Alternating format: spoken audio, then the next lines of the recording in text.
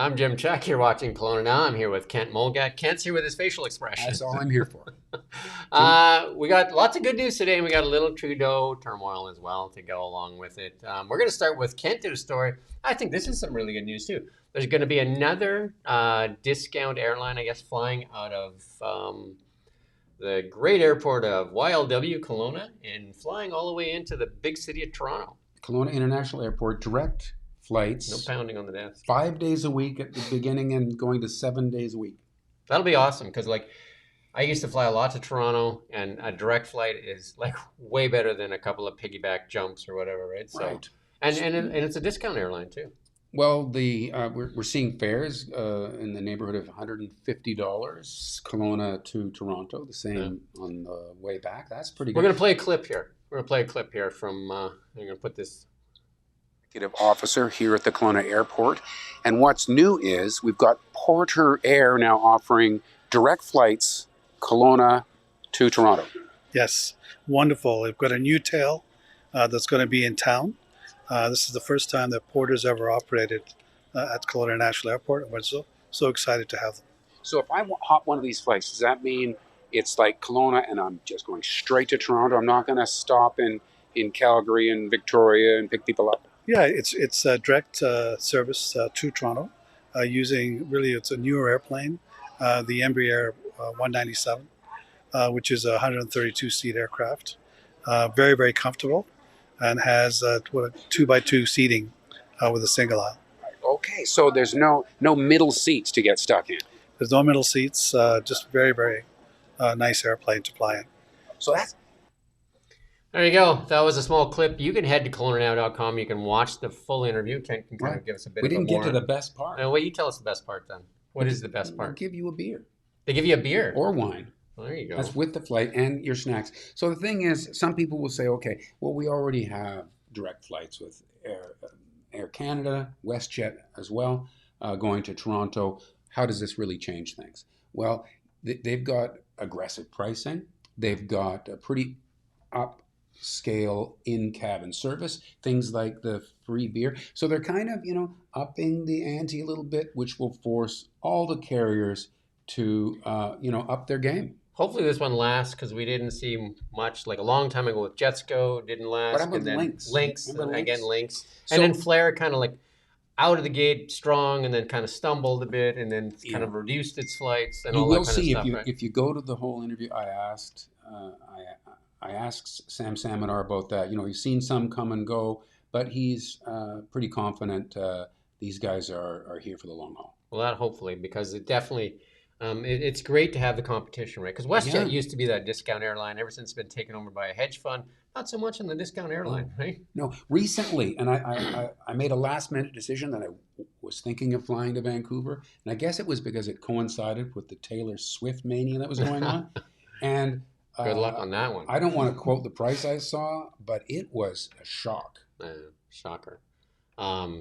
So good news for Kelowna, though, because lots of people like going to Toronto too, and it is a good business connection, right? So, and then in the Trudeau turmoil, Justin Trudeau attended his Liberal Christmas party, and then he had this little speech. We're going to play that clip for you. Really? It has been an eventful couple of days.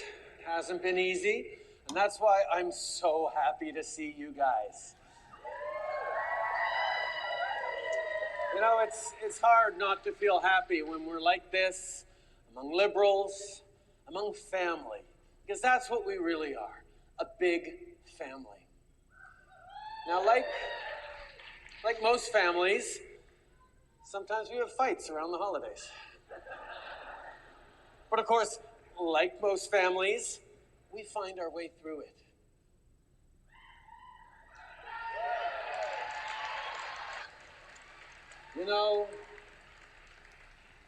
I love this country. I deeply love this party. I love you guys. And love is what families are all about. Is that Duck Dynasty or what's going on here? Well, like, what is going on? Like, is he completely oblivious to what's going on? No, I don't think he's oblivious. I think, it does seem like that it is irreparable at this point, that He will eventually leave. We hear what it's surpassed 50 MPs that are saying. I've heard 60. So yeah. So bear in mind, that's the number of people that are publicly saying they feel that way. Clearly, the real number, we have no way of knowing, is more than that. There's lots of people on the fence, I imagine. Do you know what I mean? It's Like a they're big saying, step to go out and publicly say that you are opposed to the current leader of your party is a step that people are going to be thinking about doing and not doing yet. It doesn't seem like there's any way that he remains the leader. But you know what?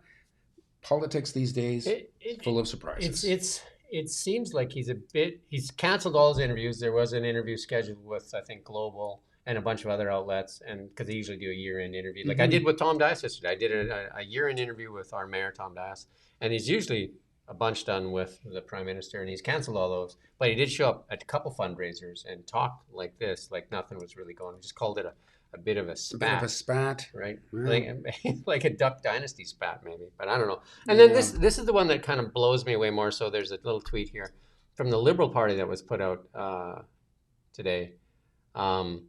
This holiday season, all Canadians are getting a GST tax break on everyday goods. All part of our plan to life more affordable for Canadians.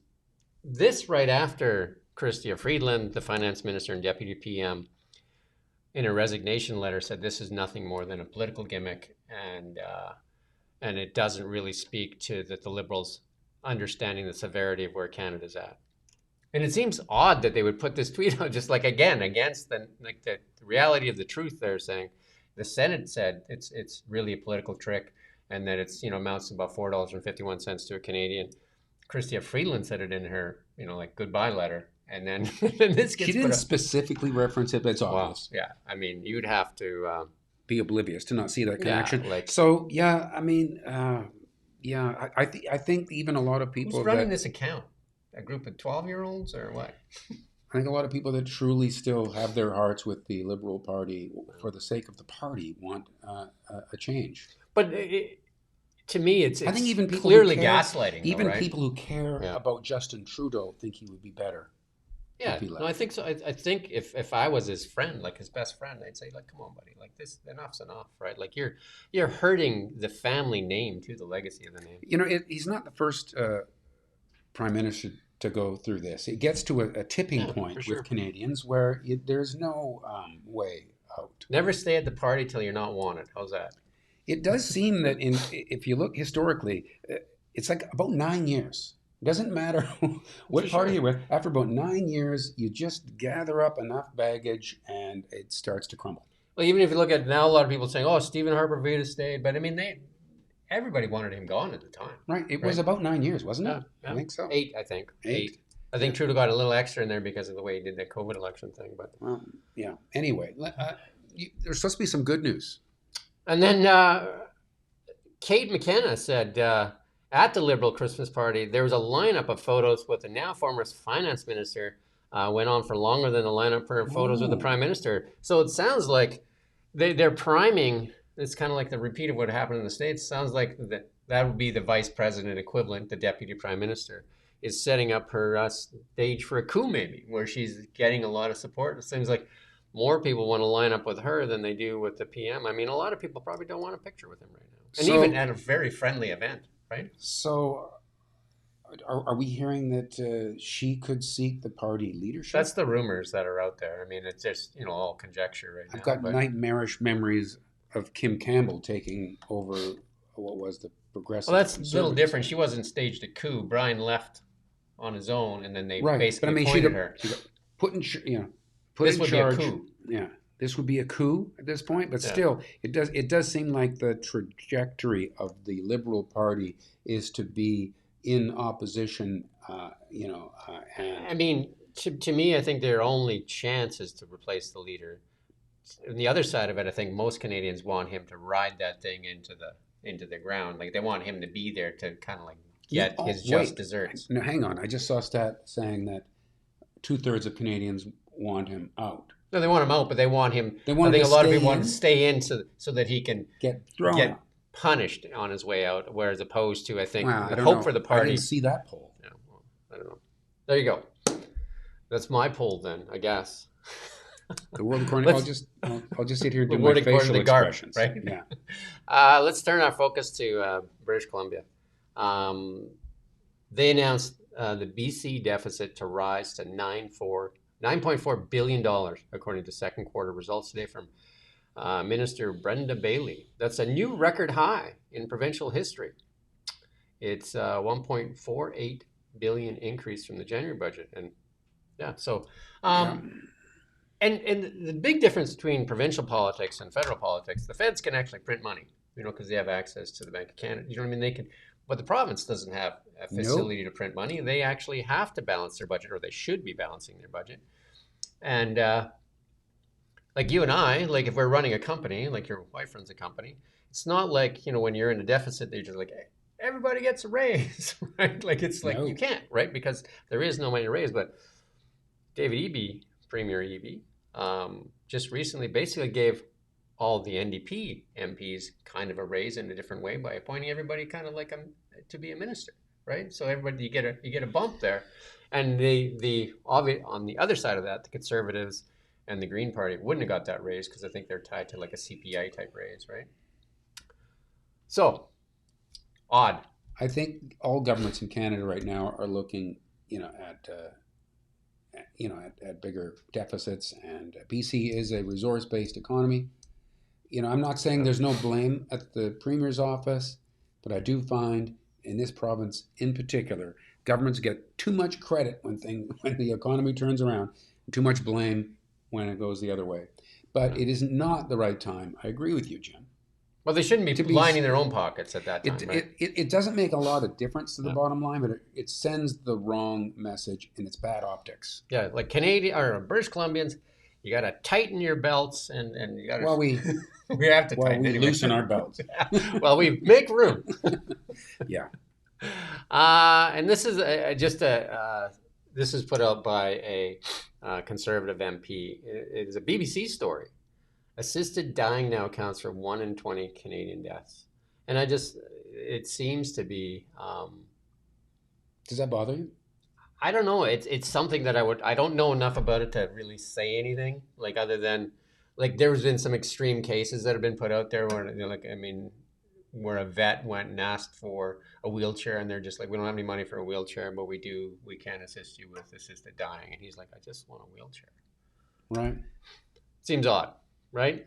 I watched a family member die. I get where this is and applicable. Of Alzheimer's. Let me just finish this. And so what happens in the end is the person can no longer swallow and digest food, so they starve to death. Is that humane? No, I get where it's applicable, but there's a lot of them where they're saying where there's pushback is in when somebody has a mental illness that they perhaps can recover from. Those ones, it seems like, and just because you're depressed for a little while, or it could be a long while, but there is a chance for recovery there, right? Just to take that. So there are definitely troubling issues on the periphery of where this is appropriate. I think there's definitely use for it, for sure, like what you said in that. The fact that it's 1 in 20 now, I think that maybe a lot of unnecessary anguish has been avoided, and I think there's something humane there. Let's just hope that it's being used in the right situations. Correct. Let's go to the markets. Gold, like we've been saying for a while now, chop, chop, chop, and it's probably going to chop into the new year. No catalyst either way right now. The what's holding it up is obviously China buying. We said this already, and then the geopolitical turmoil still continues with the wars that are being waged. Gold looking for a direction, but hanging on to that line of that 2,600. Bitcoin holding above 100,000 and likely to hold that, and then perhaps build a bit of a base here and then spring forward, because there's a lot of very favorable headwinds for that. I mean, if anything, I think Bitcoin, I know you're not a fan, but hey, if you can make money, do it. But knowing human nature, now that it's hit $100,000, knowing how people generally treat the markets, they're all going to buy into it now. Exactly. The price is high. So when there used to be an old saying in the penny stock markets, buy until you hear the cabbie telling you which penny stock to buy. When it got down to the level where the cab drivers are giving out financial advice that you probably should be selling. But the market, they say, and I've talked to quite a few people that are really into the Bitcoin market, is that it still has limited exposure to the masses. It's very Well, Vancouver's talking about. yeah, Well, you no, mentioned yeah. that. In the, Vancouver, the mayor of Vancouver is really pro so if it Bitcoin. starts getting to be, just Uh, everywhere, then maybe it goes even higher than that. I'm uh, not going to be investing. But you know what people have just recently made a bunch of money on? There's these, what do they call them? Meme Alternative coins, fart coins. shit coins. I didn't say that. Anyway, SHT coins, something like that. yeah. The U.S. This chart is a bad chart, and Okay, the Canadian if dollar again. yeah, well, Stop showing me that every day. you don't want to see it. You No, I want to don't want to ignore see it. You just pretend it doesn't happen. No. Well, for the rest of you, this is not a great chart. It looks sick. Again, great for exporters, horrible for the consumer. Absolutely horrible. And this is kind of another reason that a lot of people are had enough of the current government, because like this dollar is going to hurt a lot of people. In other news in the market, though, Nissan looks like it's going to get bought out by Honda. They're in talks to Wow. come to the aid of Nissan, because Nissan is hanging on by a thread. That's almost like Chevrolet buying Ford. They just laid off, I think, 10,000 staff members, a lot of management. Nissan in big trouble. And this is a lifeline, I guess. And they do have factories all around the world and stuff like that too, right? So they have a car dealership here in Kelowna. Do you have a nutshell on what Nissan did wrong to miss the? Yeah, I mean, I think a lot of it is they didn't look forward into this EV world much. I mean, they did have the Leaf, but that was really the extent of it. I mean, I used to have a 350Z when it first came out, and that Z series, that from the 240 to 260, 280, 300, and 350 was car of the year, Motor Trend car of the year. Maybe not Motor Trend, but car of the year. Every time it was introduced a new model, it is one of their engineering things, and somewhere they lost their way though. Somewhere they lost their way. They just weren't competitive. They were kind of in the middle of the pack on everything. Yeah. And it just, there's just so much competition out there right now, and being in the middle of the pack on everything just makes you like an expert at nothing. And do you know what I mean? Like, I don't think anybody was like really hot about anything for them. Another in our AI segment, big breaking news of the Oman Investment Authority, sovereign wealth fund, and they got a lot of money. They got it all from oil too. They're going to invest big time in XAI. A lot of people are expecting XAI to go public so that they could invest, but it doesn't look like SpaceX or XAI are going to access the public market, especially when they're getting so much private equity. They're getting so much out of the private equity markets, and there's so much. It's easier to access that kind of money and deal with less regulation than to go in the public markets, right? Which is not good for the consumer that wants to own a piece of SpaceX and different things like that, right? So we have the OpenAI, we've got XAI. And OpenAI can't invest in either OpenAI because OpenAI, well, Elon helped fund that, and that was supposed to be not-for-profit. They're trying to change that, and Elon Musk is fighting them on that because it's supposed to stay a not-for-profit. Right, but I mean the different AI options seem to be exploding. It's crazy. And this is one that's going to blow a lot of people's minds. This is the CEO of Nvidia, and you're going to play this clip here for you. This is Jen Swang. A brand new computer for you, cooking it up. Ladies and gentlemen, our brand new AI computer. Look at this. I think I might have cooked it a little bit too long. It shrunk. And it runs CUDA and cuDNN and TensorRT. You could create an agentic AI that reasons and plans. So you could use it for a robot. You could use it for a workstation. It's an incredible computer. What do you guys think? Price tag on it. And I think I asked you, and you said $4,000. $249. That's amazing. I have all kinds of questions about that, but I think if I, asked them publicly, it would reveal how impaired my thinking is on matters of computer. But I just wonder, what is the difference between that and my iPhone? I can, sure, it's a computer right there, but I mean, this can access the internet right? So is it It's the connecting to other? computation. It's the computations So it's that all it's happening yeah. right in. So it's 70 trillion operations per second. So it's just a powerhouse, right? So it's just 70 trillion operations, all happening in that. a little box there. In our EV segment, and there's lots in our EV segment today. 96.4% of all new car sales in Norway is EVs. Norway is a testament that charging won't slow down EV adoption, investment, and urgency. Tesla superchargers are the #1 network in this mature market. So Tesla superchargers, kind of the standard around the world now, right? So Norway, 96%. Are people being, encouraged, compelled, forced into those choices there, or have they just made that decision? Do you know what the mechanics are of that incredible number? The adoption rate, it wouldn't be all forced because the adoption rate is that high. It would definitely, their infrastructure is set up really well for it. But Norway also has tremendous oil and gas reserves, and they've utilized those to give back to their people, and they've been selling that oil and gas to Europe during this, this Putin war with Ukraine. So Norway has taken their money from their oil and gas and really kind of given it back to its Right. people. But even if we set goals here in BC, we've got people really push back. Even it's just a goal. We're very used to not reaching goals. You merely set a goal and people get upset about it. So their sovereign wealth fund in Norway is very big. Right. Yeah. But I mean, look at the difference in Norway, 96% new purchases. Yep. Electric.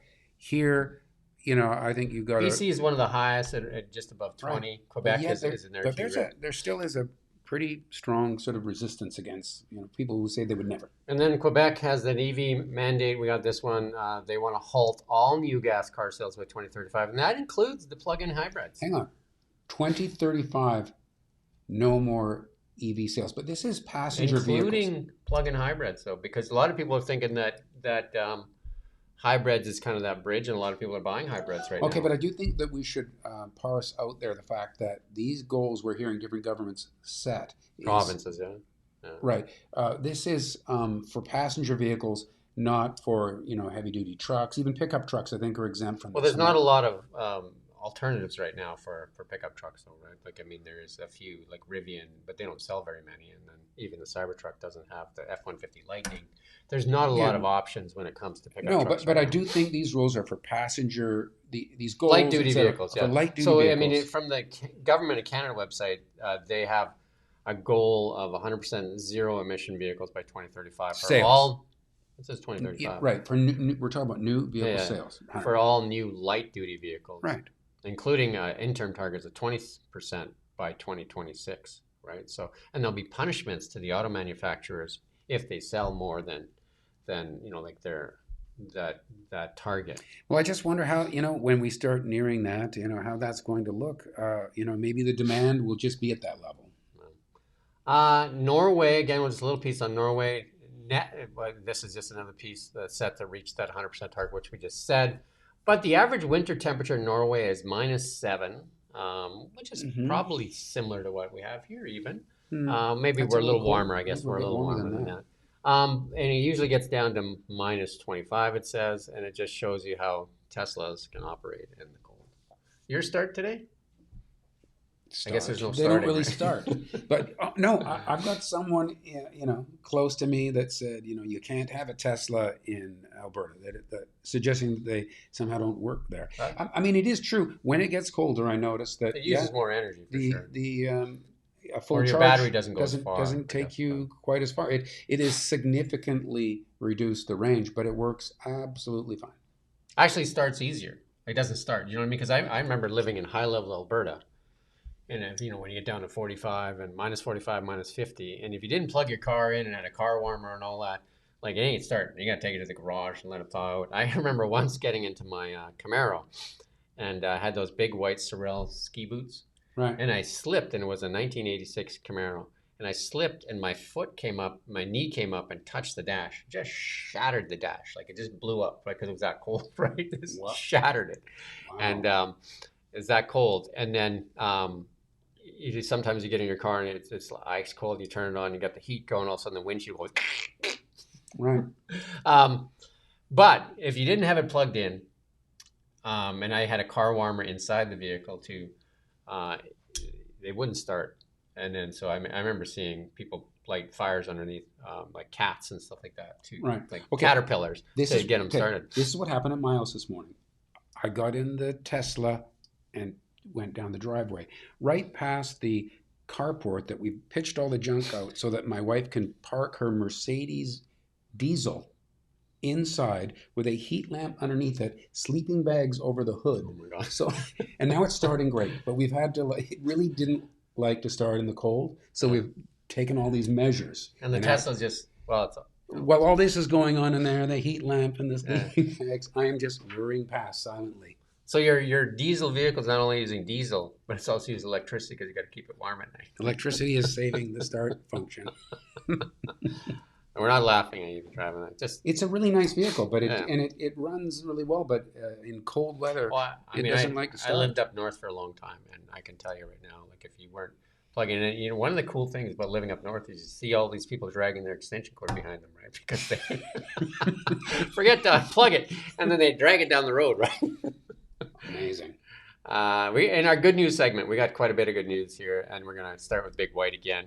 Oh no, we do. What? Sorry, go back. We do have one more piece here for Tesla. It's like the Tesla show. It looks like, and we're gonna play this little clip for you here.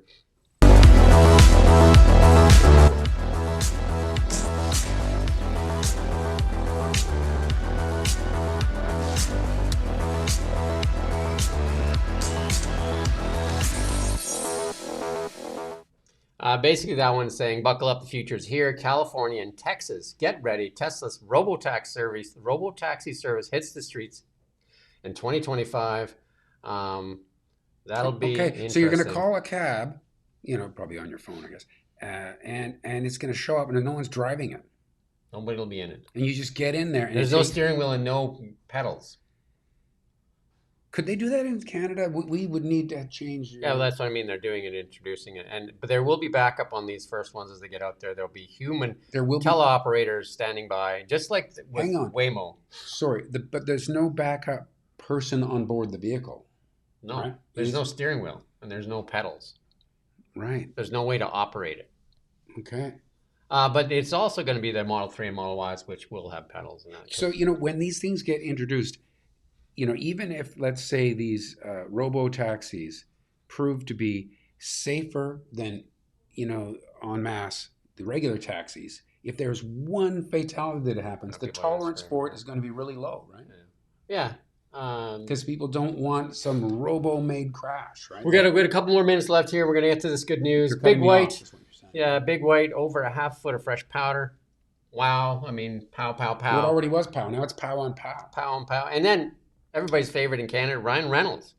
He had said the Order of Canada. Ryan Reynolds is a big investor too. And if I encourage everybody to take a look at the Wealth Simple app, very similar to the Robinhood app in the US. It allows a small time investor. We'll do more of this maybe in the market segments coming up, where you can invest, you can buy a partial share of any stock, and you can put $7 into a stock, and it allows you to get in and out of those stocks for no commission. So another great thing that our friend Ryan Reynolds has done. Something so likable about Ryan Reynolds. I don't know what it is. Yeah. Great guy, Vancouver boy, right? And what was the next one I just saw? Festivals Kelowna gearing up for the 12th annual Valley First New York New Year's. And that goes from 6 p.m. to 9 p.m. and the fireworks are at 9 p.m. That's a big event, family fun event, and great thing put on by the City of Kelowna. Well, yeah. Actually, whatever the City of Kelowna funds it, but it's put on by Festivals Kelowna. Altitunes 2025, the dates are announced, and that'll happen April 4 and 5 up at Big White. And there is fireworks up at Big White too during New Year's too, right? So.